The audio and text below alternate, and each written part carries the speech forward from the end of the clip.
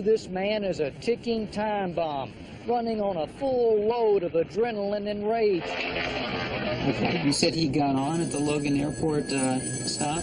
A nation riveted by a manhunt. It's certainly a possibility that he's still in this area. One of the most wanted, under siege. Frantic hours of confusion. Then, the medical examiner has confirmed that he has died of a self-inflicted gunshot wound to the head. How could someone like this, well, his life was a secret, turn into a killer? I think he was a desperate person. In the next 48 hours, Andrew Cunanan is finished killing. The reign of terror brought upon us by Andrew Cunanan is over. Also, this is dehydroepiandrosterone, DHEA. I have noticed since I've been taking the B12 that it certainly has enhanced my memory. Now, that didn't hurt at all. Stopping the clock. I don't know what he's been taking, but he's... Bill Lagatuda on finding the fountain of youth. Improved sex drive? I have noticed a little more activity in that area. Or does she have the hot solution? I think we're all interested in looking better as we get older. What were your expectations? Roberta Baskin on going for the burn. Would you do it again? Yes. But it's not always nice to fool Mother Nature. Oh, what a pain. I'm Dan Rather, and this is 48 Hours.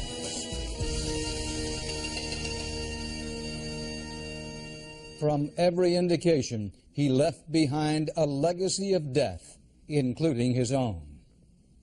Good evening. The FBI says Andrew Cunanan, wanted in the murders of 5 people, took his own life. A gunshot to the head on a Miami houseboat. The self-destruction of a man whose exploits many watched with fascination and fear for more than a week, since the brazen killing of star fashion designer Gianni Versace in Miami Beach. Still, the mystery deepens. Will we ever know why he killed? We'll explore that question tonight. Also, concerns being raised about the handling of the investigation and the stories of the victims as well. Bill Lagatuda begins trying to fit together the pieces of the puzzle that was Andrew Cunanan. I'd come here with him Tuesday through Sunday. You spent, what, 6 hours a night, 6 nights a week at this place? Not 6 hours, 3 hours a night, probably, till it closed. Shane O'Brien spent nearly every evening with his friend Andrew Cunanan and remembers the last night he saw him 3 months ago. We hung out at the bar, had a couple drinks. He gave me a gift. What did he give you? A baseball cap. You want to see it? And what did he say when he gave it to you? He said, "I want you to remember me by this forever." Did you think he was going away forever? No, I just thought he was being eccentric and a little theatrical like he normally is. San Diego's gay community is where Cunanan lived for the past 6 years and where he felt most at home. But even to his closest friends, he was still a mystery. You spent an awful lot of time with him. That's right. How could you not know him better? Well, he could lie at the drop of a hat, I guess. He could make up stories. He was a great storyteller. He was a popular figure here in bars and clubs known for their colorful clientele. We're going to begin the show. Who's first? That's the mayor. Nicole Ramirez Murray, promoter of drag shows by night. I'm here tonight because I need a release from everything that's been happening. I'm just inundated with stuff, but I'm definitely going to make time for her. Society columnist for the local gay newspaper by day. So what's the weather in Washington? also knew Cunanan and has his own theories on why the killing spree. The storm raged into Minneapolis.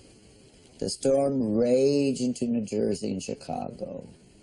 And then when it hit Miami, he wasn't happy of the coverage of the storm because the storm wasn't getting that big enough coverage. He wanted a hurricane.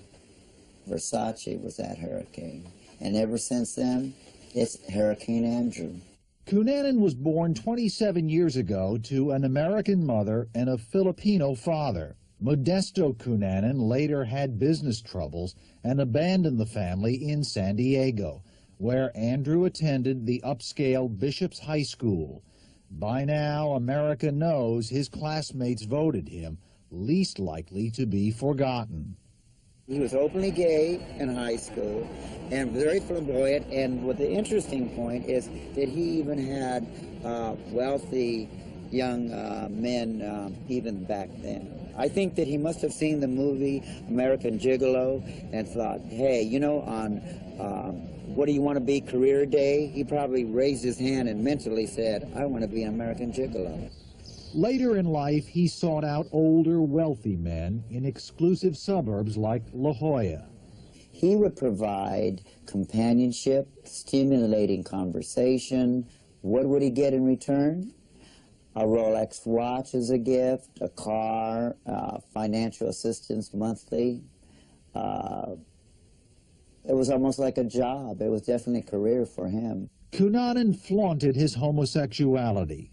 Yet his friend says his true sex life was unclear. He plays the game like he's a gay male, but he never ever hooked up with a man as far as I knew. Why would someone do that? My theory on that is that he was running from something that we don't know about. I don't know what it would be. He's a brilliant man, and he knows that he can hide within a subculture that the straight community wouldn't come and look for him. During the past 48 hours, as the San Diego gay and lesbian community prepared for its annual parade, many people thought Cunanan might return home. That, of course, won't happen. People are going to say, you know, he was a jerk, he killed people, he ended lives. Yeah, he did that, but you know what? That wasn't the person I knew. And it's not the person I'll remember. And I'll miss him a lot.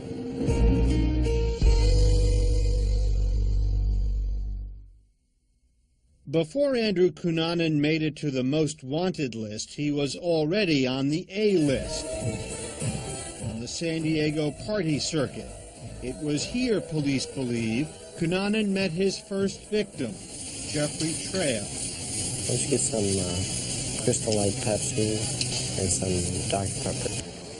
48 Hours met Jeffrey Trail in 1993 when we profiled his life in the military. Trail was an ensign at the time, a Gulf War veteran, and a graduate of the U.S. Naval Academy. $91 on groceries. According to people who were at what Cunanan reportedly called his goodbye party in April, he said he was off to Minneapolis to take care of some business with Jeffrey Trail. On April 29th, Trail was found bludgeoned to death in a loft owned by David Madsen, another man who knew Cunanan. 4 days later, Madsen was found, shot and killed. We've lost a precious gift in our son David. One that could never be replaced. 1 day later, a millionaire developer in Chicago, 72-year-old Lee Migland, was discovered bound and stabbed to death. Along the way, this Cunanan case attracted the attention not just of police, but also of criminologists, including James Fox, who is the Dean of Criminal Justice at Northeastern University. Mr. Fox, when you heard about the Migland murder in Chicago, what did you think? The extent of overkill, the sadism, the ritual, was actually fairly classic of serial murderers. Yet it was a very different killing than the first two in Minnesota, which seemed to reflect revenge. Madsen's car was found near the murder scene in Chicago, and Migland's car had been stolen. There was this trail of cars found after every murder. Obvious clues. It may have been part of a game. Serial killers frequently do play games, cat and mouse, with the police, and I would expect that someone like Cunanan probably got a tremendous amount of joy, pride, satisfaction out of his ability to evade the police, outsmart them. 5 days later, police in New Jersey found Miglin's car and another murder victim, William Reese. His red pickup was now missing. The murder of William Reese was a murder of necessity, expediency. He simply needed the car to continue staying 3 steps ahead of the police. After William Reese was killed, we didn't hear a lot about Andrew Cunanan for a while, until laid low. Until Johnny Versace was killed. I saw Gianni Versace laying face down on his steps with his head blown off, with his face shot off. What linked Cunanan to the Versace murder? William Reese's stolen red pickup truck. Some police officers believe Cunanan left it near Versace's mansion as a tantalizing clue. He may have been targeted partially because of his celebrity, the fame that would give the killer himself, a man who had the flair for the flamboyant and wanted to be in the center of attention. And in the end, it seems, Cunanan had the ultimate control over his own destiny.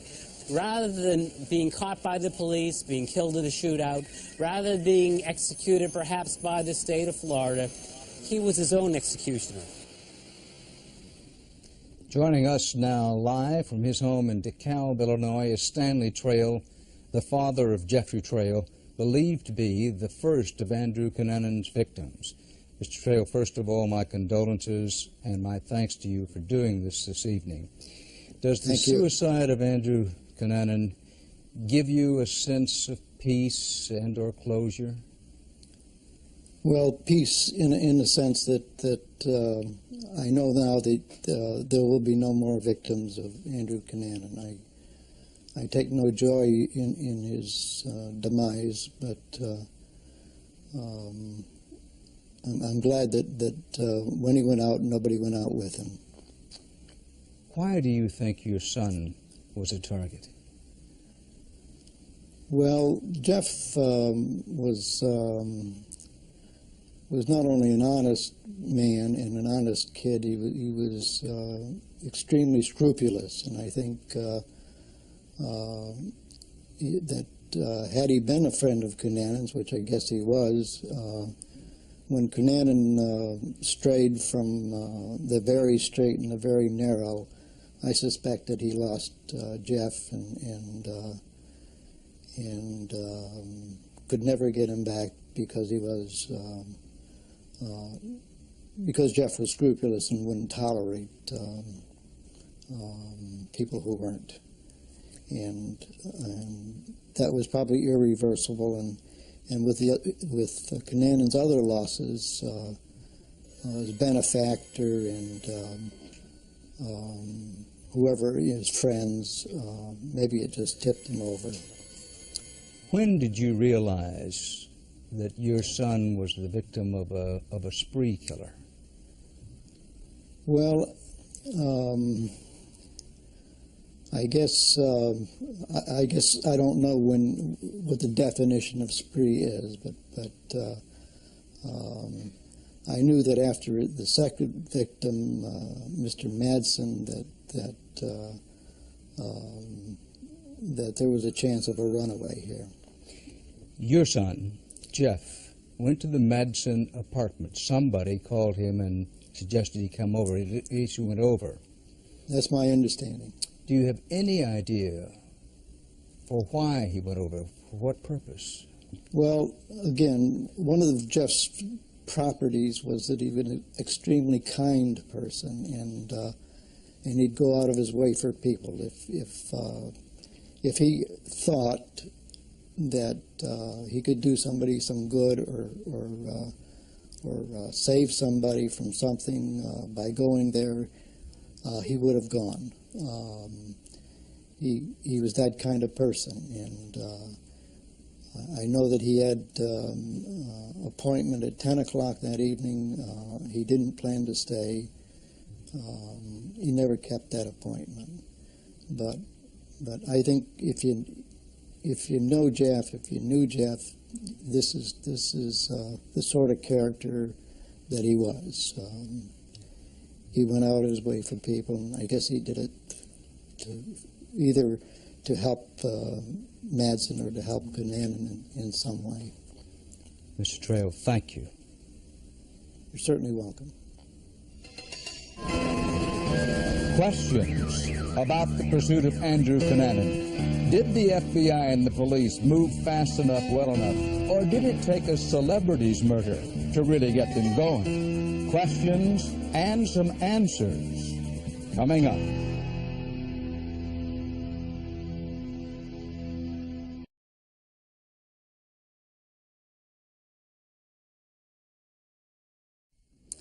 The FBI says investigators were in touch with an associate of Andrew Cunanan during his apparent killing spree, and that Cunanan asked this individual how he could get a fake passport.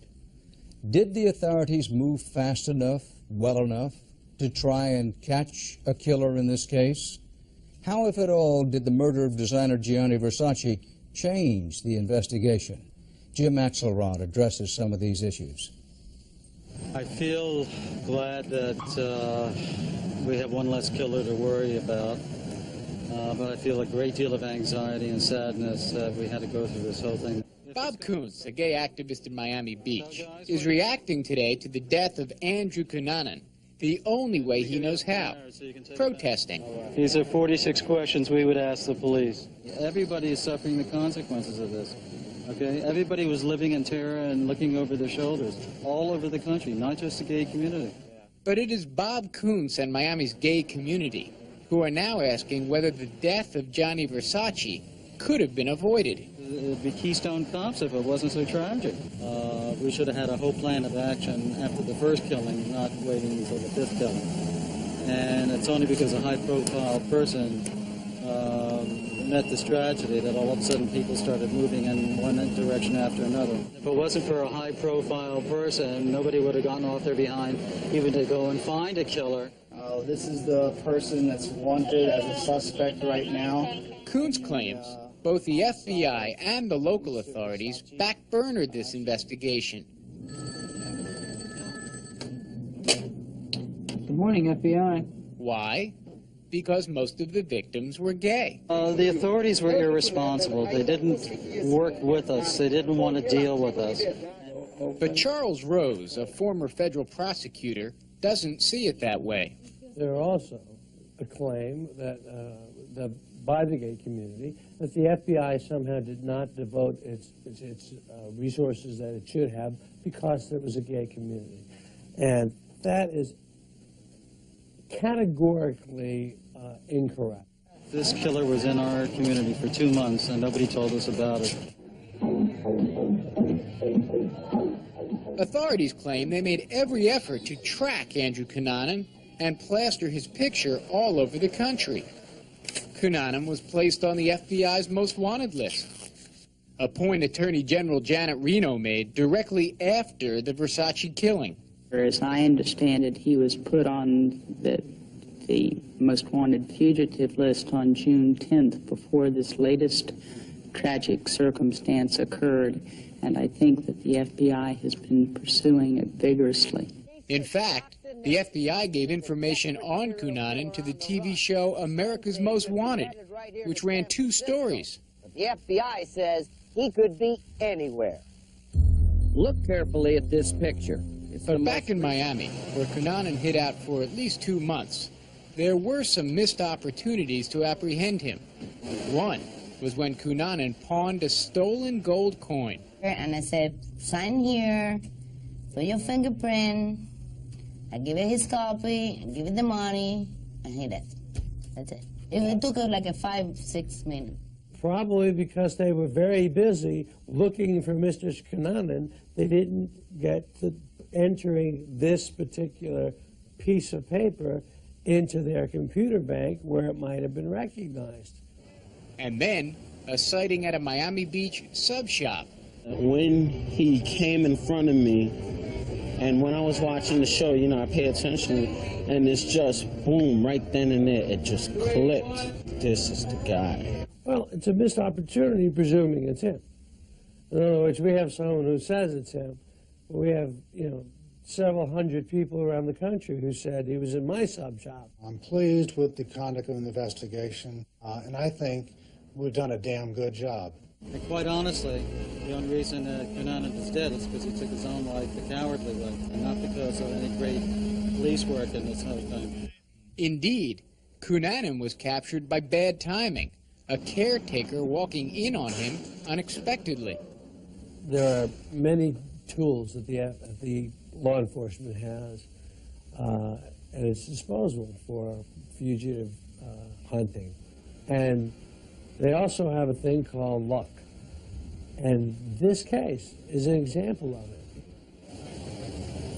The death of Andrew Cunanan does not mean the end of the investigation tonight.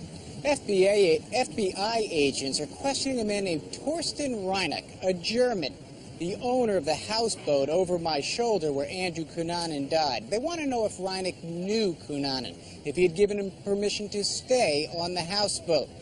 The FBI is very clear tonight. If any of its agents find any signs of anyone who harbored Andrew Cunanan, there will be charges. Dan? Thanks, Jim. Why would Andrew Cunanan commit murder? He's kind of volcanic. He just explodes. Probing the minds of some notorious killers. A serial killer, the issues are power, dominance, and control. Straight ahead.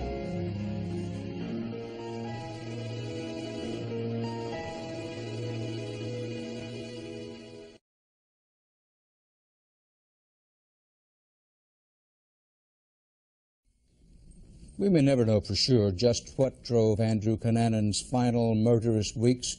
From all reports, he left no suicide note, no video, no last message that could answer for us the fundamental question, why?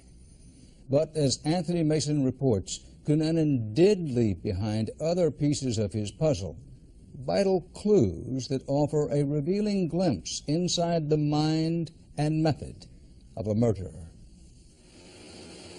The people who study killers and why they kill were not surprised. They always expected it would end like this for Andrew Cunanan.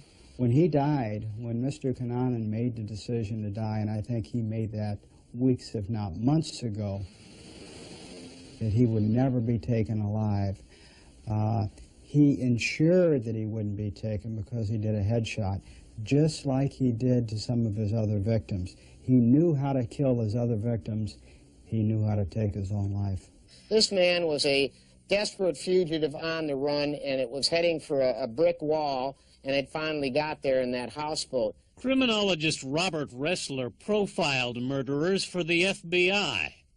Among others, he's interviewed John Wayne Gacy. I ran away from home, as you know, when I was 19 years old because I couldn't get along with my father. He coined the term serial killer. There are those that would suggest he found out he was HIV positive. Clint Van Zandt comes from the same school. He spent 15 years tracking killers with the FBI's Behavioral Sciences Unit. They agree Andrew Cunanan was not a serial killer. In a serial killer, by and large, the primary motivation has a sexual connotation to it. A serial killer, like a serial rapist, many times, the issues are power, dominance, and control. He wants to have total dominance, total power over someone. Cunanan, the profilers believe, began as a classic spree killer, acting violently and emotionally over a short period of time. 4 murders in just 2 months. What we're trying to figure out now is what caused him to have this explosive type of emotions where he killed at least 3 victims on purpose, and it appears 1 just to steal the victim's car. But the 5th murder, the killing of Gianni Versace, seemed to break the mold. Why did Andrew Cunanan wait 5 weeks and then stalk and strike such a public target? Robert Ressler believes the reason may be simple. I firmly believe that Versace, on the day that he was shot, met Cunanan, possibly at the coffee shop up the street, to tell him, leave me alone, I'm not going to assist you, I want nothing to do with you, and walking back, was followed back and shot in front of his residence. They have many questions, of course, the experts. The profilers believe the answer is somewhere back in San Diego, 6 months before Cunanan's killing spree began. When I look at Mr. Cunanan, I see someone who changed drastically this year. He started changing his appearance. He didn't dress as well. He's moving money from place to place. From the very first part of 1997, it appears that something was awry in his life. I'd like to know the things that impacted him, the things that broke down his ability to not handle the stress. The FBI will now try to piece Andrew Cunanan's life back together. But those who make it their business to understand why men kill will have to work on their own. Andrew Cunanan chose not to help them.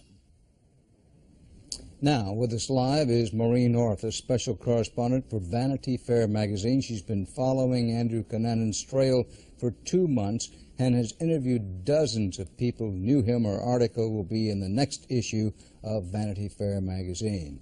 Thanks for doing this. What's the most interesting and important things that you found in your search?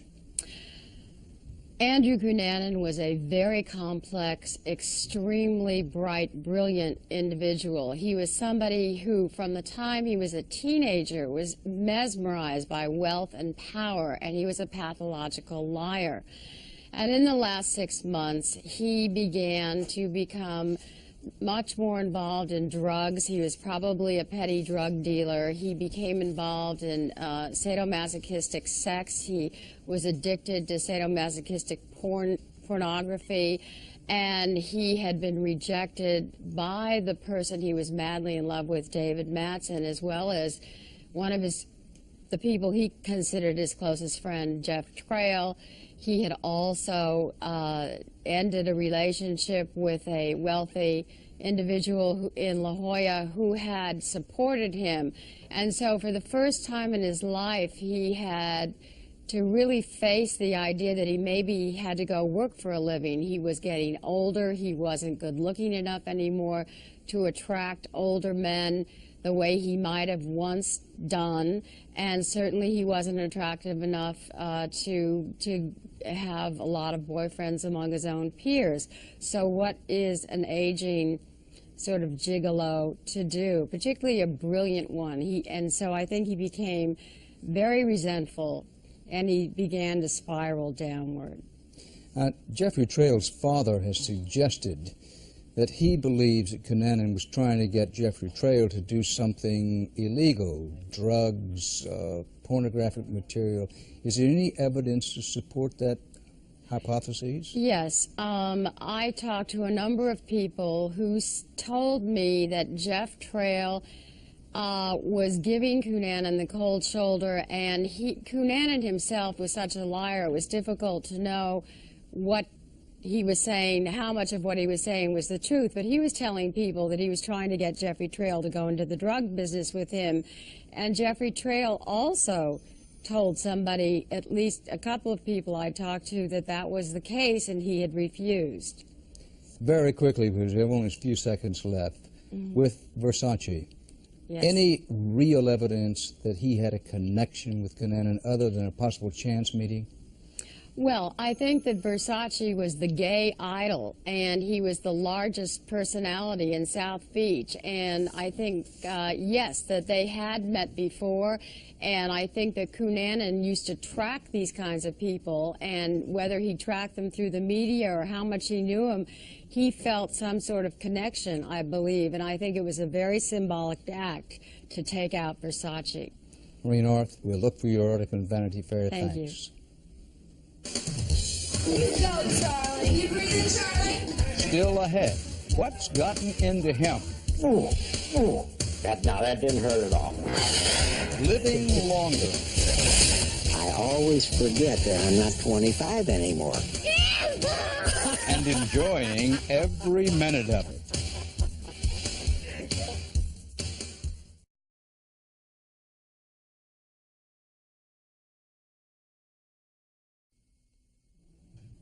Well, would you like to live forever? Who wouldn't? But then, would you have to make a deal with the devil to stay healthy and fit? Maybe not. In the next 10 years, 40 million Americans will hit 50. Believe me, they are in no hurry. These baby boomers are fueling an explosion of ways to stop the clock. New age remedies for beating old age. Bill Lagatuda has the story of some men who think they found just the prescription.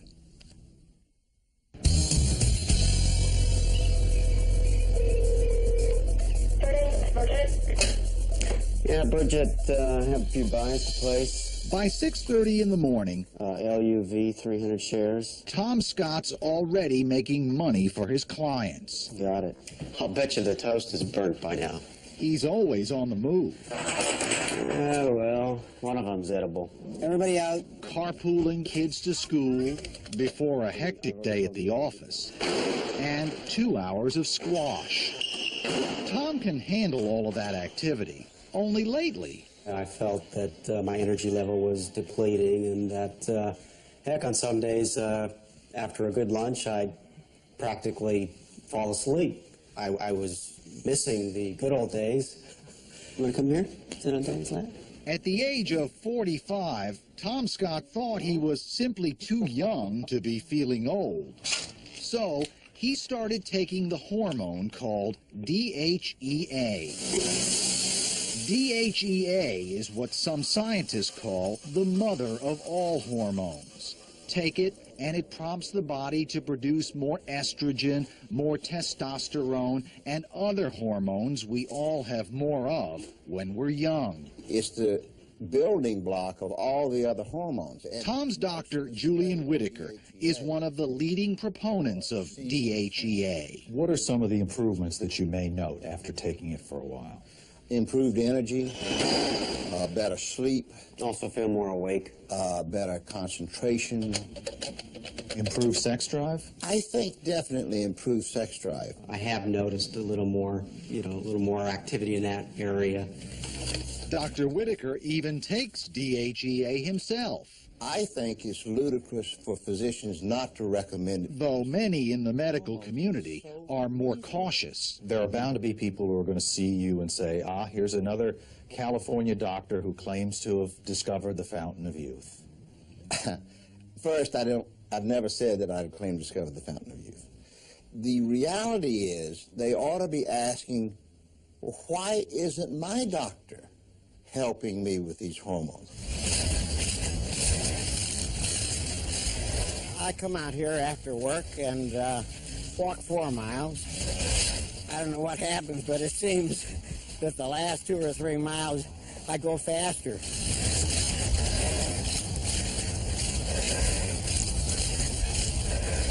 72-year-old Charlie LaBarge. I always forget that I'm not 25 anymore. He's a man with a goal. I know I can live to be 100, but I don't want to wind up, in a nursing home, not knowing where I am or why I'm there. This is dehydroepiandrosterone, DHEA. Charlie also begins his day with a dose of DHEA, and he doesn't stop there. I have noticed since I've been taking the B12 that it certainly has enhanced my memory. Ooh. This is for the human growth hormone. The testosterone takes a little fatter needle. Ooh. That didn't hurt at all. Those are the vitamins and minerals that I take every day. There are 80 of them here. Coenzyme Q10, which is the spark plug for the heart. This is shark cartilage, great for arthritis. This is all natural stuff. How much do you spend on all of this? Well, that figures out to be $900 a month. So just down the hatch and down with water. All of these things that I'm taking, they all have significantly added to my mental capacity and my physical capacity. I keep saying it just keeps getting better and better. It really does. Until recently, Charlie would have needed a prescription to buy his DHEA. Now, all he has to do is pick it up off any drugstore shelf. And the FDA says it's okay as long as the manufacturer makes no claims that this will improve your health. But that also means the FDA no longer requires the companies to prove that this hormone supplement is perfectly safe. Doctor, are the people who are taking DHEA at risk of hurting themselves? This one has potential harm. We don't know if it really causes any harm, but we know it can stimulate certain kinds of cancers because of its hormonal effects. And we don't know whether these people are going to have more problems with those kind of cancers because they're taking it. Dr. John Glaspie is a cancer specialist at UCLA. If you're looking for a fountain of youth and you take something that accelerates, potentially could accelerate death, that's moving in the wrong direction. As long as you understand that, I'm supportive of it, and I hope you feel better. Tom Scott says he's not worried about what might happen down the road. He's grateful for what's happening now. I started to develop a mild rheumatoid arthritis condition. Since I do a lot of work on computers, the arthritis or the inflammation was severe in my wrists. I've had surgery in this wrist, and for a while I couldn't even make a fist. And 2 or 3 weeks after taking DHEA, I tried to snap my fingers, and not only could I do it, there's no pain. Good, let's get the feet down first, then we'll add some arms. And freedom from pain is one of the results elderly patients are seeking when they travel from all over the country to see Charlie and Tom's doctor, Julian Whitaker, who runs a wellness clinic. Hey, Charlie. Doing very well. Charlie LaBarge. Blood pressure's fine. Taking 80 pills a day. A lot of people are going to think, man, he's taking 80 pills a day. Yeah, I don't look at them as pills. I look at them as convenient packages of nutrients. We've been giving women's hormone replacement for 50 years. For some reason, we let men simply wither away. But on the day Charlie visits Dr. Whitaker... Yeah, what about my prostate? How am I going to make that damn prostate shrink? Like most older men, Charlie has an enlarged prostate, and he may have been getting too much of a good thing. We could give you 6 months without testosterone.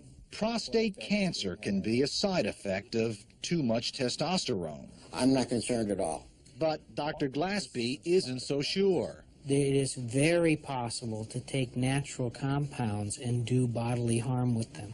At the very least, he wonders about the placebo effect. You mean people taking this are assuming it's going to do them some good, therefore they feel better and believe in it? Correct, and that doesn't mean they're crazy. It happens to me. So, you tell me. That may be placebo? I don't know. I don't know what he's been taking, but he's doing pretty good. Tom Scott. You go, Charlie. You breathing, Charlie? And Charlie LaBarge You need more. both say that their best years... So, you can play violin today? ...are yet to come. How old do you think you're going to live to be? 110, 120. You're not even halfway there. You're only a third of the way to 120. That's right. Just think of all the things I could do over the next 60, 70 years. I think I'm getting more out of living now than I did when I was younger. I feel marvelous, and it keeps getting better. Just keeps getting better.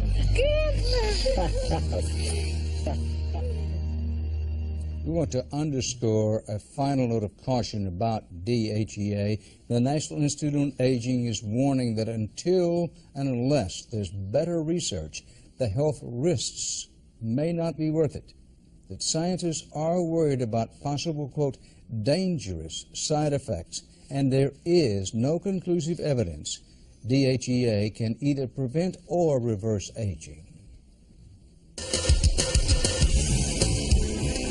Coming up, I'm here to have my face resurfaced. beaming yourself back in time. Laser surgery. Sometimes it's very successful. Is it playing with fire? But sometimes it's not.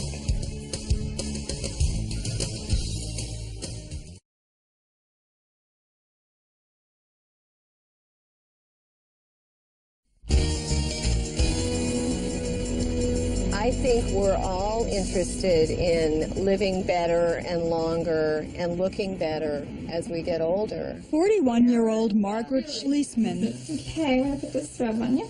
is about to wage war on her wrinkles. My eyes have always been my favorite feature of myself. And Her weapon? Laser surgery. Right towards the lens. Her California doctor, Michael Rabkin, has been using the laser for about 2 years. Margaret, I want to make it look beautiful. I've got to get photos of all of you.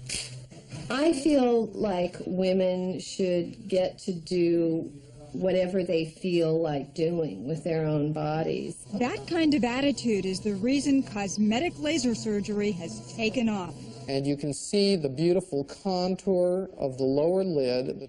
And doctors are learning how to perform laser surgery at classes like this one, taught And truly the state of the art in skin resurfacing. It is by Dr. Michael Rabkin. most commonly when surgical procedures are performed with this technique, there is virtually no bruising. The swelling is much, much less, and it resolves much more rapidly. This is an incredibly precise technique. To the casual observer, And we'll use a tomato to demonstrate this. this may look like some sort of bizarre cooking class. Go ahead and fire the laser. Right there, like that. But before laser students practice on patients, Keep your eyes closed. Let me go get Dr. Rabkin. they practice on produce. Very good. Very cool. It's great. It's very exciting. And it's in its new stages, and so it's exciting to be part of it. This is a revolutionary technique. Right. Maybe so, but it's not foolproof. And some patients are getting unwanted results. Oh, what a pain. My face is so taut and it's so sore. And sometimes I just have to cry. While sun redness is part of the normal healing process, it's been 10 weeks since Betty Jean McKee had laser surgery by a Florida doctor. I've had all sorts of problems. Her skin is still sore and tight, and her eyelids are drooping. It's just that left lower lid I'm mostly concerned about. She is now under the care of Dr. Brian Haas. But still there's this small band of scar tissue below the lid. How common is a complication like this? I think we're seeing more and more of it as more and more laser resurfacing is being done. And then we can decide also whether we need to do another steroid injection treatment. We might say that, in fact, there's even a minor epidemic of this result where the lower lids get turned out. Look at my ear for a second. What was Betty Jean told before her laser surgery? Do not be alarmed, as this is perfectly normal. On the 5th day, you will see a pleasant change. Now, this is, on the 9th day, do you see a pleasant change? No, that looks pretty painful. Mm-hmm. The laser is a very powerful technology. I'm just concerned that it may not be better, safer, faster in all instances, and that there may be a little too much marketing pressure coming from the laser companies themselves. When you first heard about laser surgery and what it could do, what were your expectations? Well, what they said, what you read about, the latest thing, if it's the latest thing, it's got to be good. I think if it's the latest thing, you've got to be careful. Little pin stick, Margaret. But Margaret Schließman is feeling confident. Let's go for it. Dr. Rabkin is performing 2 laser procedures. First, an eyelid lift, Here, the laser is used instead of a scalpel to remove fat from around the eyes. Then, in a newer laser procedure, Turn the aiming beam halfway down. facial wrinkles are zapped. Doctors call it resurfacing. What they actually do is burn off the top layer of skin. The reason I like this procedure so much is that it's knifeless. The chance of serious complications from cosmetic laser surgery is small, especially with a well-trained doctor. I've done probably close to 1,500 of these. Perfect. These look great. You're going to like this. But choosing the right doctor may be a challenge. Have you heard a lot about the laser? I know the laser a little bit. Okay. As doctors sign in for training at Dr. Rapkin's one-day course, Already. There you go. they automatically get certificates of attendance suitable for framing. There you go. Thank you. Thank you. Just how much training doctors need is left up to the doctor. No medical board is monitoring the practice of cosmetic laser surgery, so any doctor can become a laser specialist. Eye surgeons, plastic surgeons, dermatologists can all count on a booming market. As everyone knows, we've got the baby boomer population now just getting into the wrinkle age. And so people are very, very interested in this kind of thing. I believe that the popular perception is that it is, in fact, a magic bullet. It is real surgery with real risks, just like any other surgery that uses a scalpel instead of a laser. Yeah, here's the diagnosis. Penetrating laser burn. Penetrating laser burn.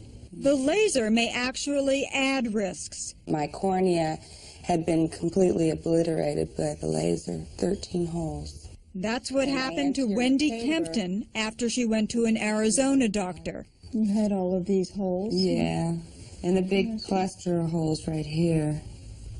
Could you see out of your eye? I had like a fly vision, you know, the vision was all retracted, light was coming in at all angles. Fortunately, Wendy's eyesight was saved with emergency surgery. When I look out, it's blurry. For what, you know, for a little less wrinkles, I mean, I think that's a big price to pay. I look horrible. Tony Lanez also suffered an unusual complication. I only glanced at myself in the mirror and I saw my eye wide open and I turned away. He ended up blind in his left eye. It was very devastating. It's a rare complication that can happen after any lid lift, with or without a laser. The eye was like popping out. It was coming out of the socket. The doctor who performed his laser surgery? One of your patients went blind in one eye. Yes. Dr. Michael Rabkin. What occurred with this unfortunate situation was an individual who post-operatively a number of hours went home and was nauseated and then violently vomited, ruptured a blood vessel, had a large hemorrhage actually occurring behind the eye, and did not call us. And as a result, 12 hours or 14 hours later, ended up unable to see from the eye. Exactly what happened after Tony Lanez's surgery is being settled in court. But what is clear is that the laser doesn't eliminate all complications of traditional surgery. And in Tony's case, he did sign consent forms spelling out the risks. And then we're just going to go over the consent forms. So did Margaret Schlesman. But when you went through all of the consent forms and stuff that you had, Oh yeah, and I want to know how many, who reads this little fine print stuff? Well, did you? I didn't. Margaret's surgery under Dr. Rabkin went well. There was less pain than I had anticipated. 6 weeks later, she's pleased with the results. Would you do it again? Yes. And no hesitation. No hesitation. I would recommend it to other people. But Wendy Kempton would not. If they're doing it because they look in the mirror every day and don't like what they see, maybe looking a little bit more inside and seeing if they can come to terms with that versus trying to just take care of it from a visual perspective. I think that you may not get what you hoped for. Kick it, kick it. All right. Tony Lanez is adjusting to life with the use of one eye. Oh, see? I felt like I didn't have to do it. I didn't need it. Well, what we're going to have to do is rebuild the lower lids. And 6 months later, Betty Jean's eyelids have not healed.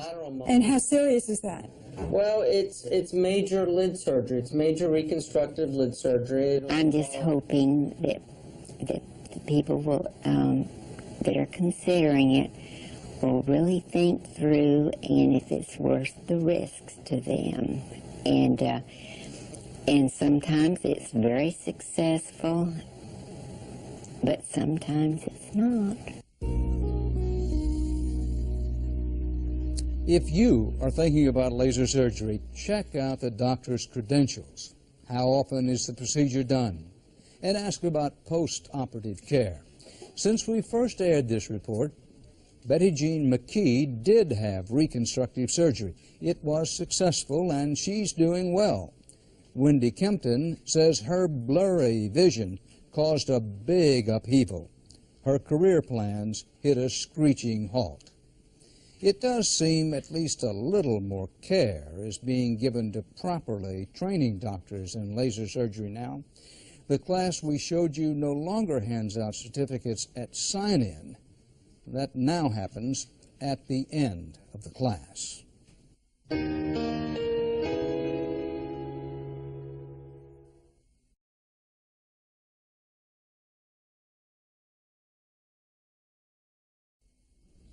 Finally, we're left tonight to wonder what lessons we might find in the life and death of Andrew Philip Cunanan, a gifted young man who grew up in modest circumstances but dreamed of glory and pursued wealth and image at any price, even the ultimate price, death.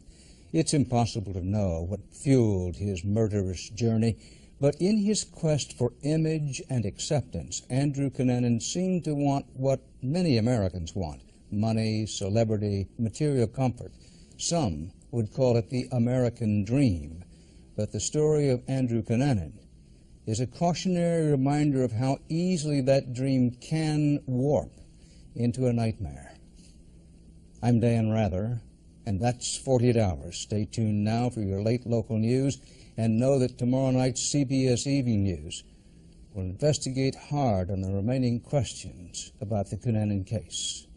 Now, in the weeks ahead, 48 Hours will bring you some special editions. 48 Hours Mysteries. They'll be on Wednesday nights. Our first one is next week, and here's a preview.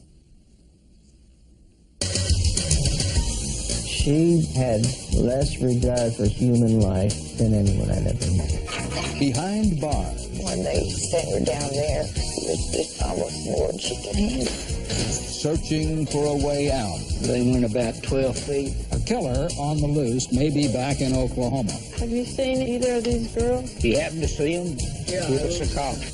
48 Hours. You might have seen Rosemary. Yeah, Rosemary, yeah. When and where?